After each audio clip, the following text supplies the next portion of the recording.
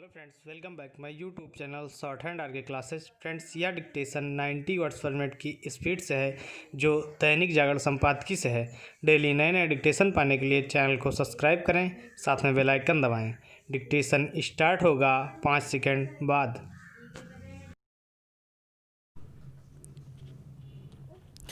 Start. किसान नेताओं से बातचीत में सरकार ने कृषि कानूनों पर 1.5 साल तक के लिए अमल रोकने और इस दौरान दोनों पक्षों के बीच व्यापक विचार विमर्श कर किसी समाधान पर पहुंचने की जो पेशकश की, उस पर किसान संगठनों को सकारात्मक रवैये का परिचय देना चाहिए था।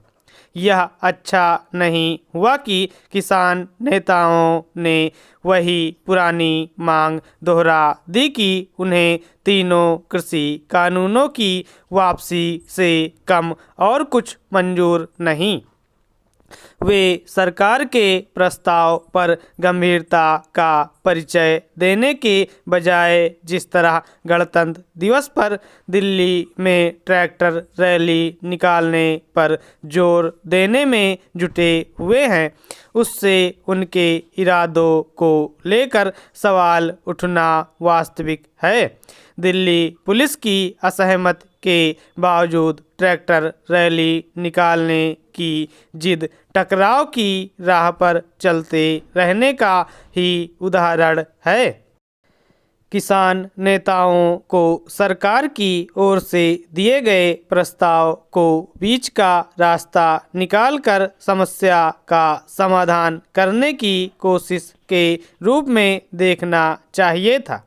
इसी के साथ ही उन्हें यह समझना चाहिए कि कृषि सुधारों की दिशा में आगे बढ़ने के अलावा और कोई उपाय नहीं है। यदि कोई यह सोच रहा है कि अनाज खरीद की पुरानी व्यवस्था कायम रहने और कृषि उपज पर न्यूनतम समर्थन मूल्य यानी एमएसपी जारी रहने से किसान समृद्ध हो जाएंगे, तो यह एक भूल ही है।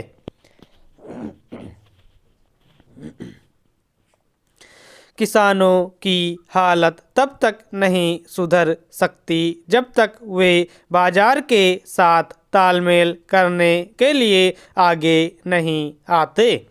सरकारी सहायता पर आश्रित खेती उन समस्याओं से उभर ही नहीं सकती जो आज़ादी के बाद से जारी हैं और जिनके चलते औसत भारतीय किसान तरक्की नहीं कर पा रहे हैं।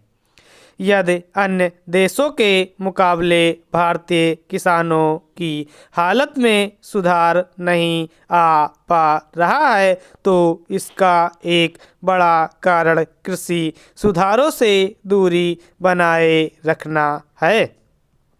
क्या किसान नेता इसकी अनदेखी कर सकते हैं कि 5-6% किसान ही एमएसपी का लाभ उठा सकने में समर्थ हैं?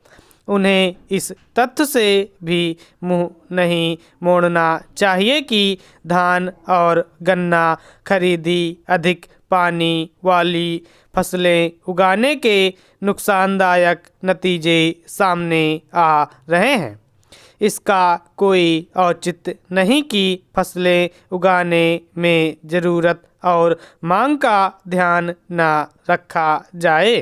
क्या यह उचित है कि सरकारी गोदाम गेहूं और धान से भरे होने के बाद भी सरकार उनकी खरीद करती रहे?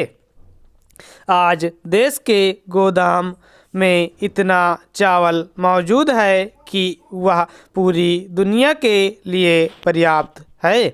यह अफसोस की बात है कि इन सब तथ्यों पर गौर करने के बजाय किसान नेता अपने हट पर अड़े हुए हैं। लगता है कि उनका मकसद सरकार को नीचा दिखाना है। स्टॉप।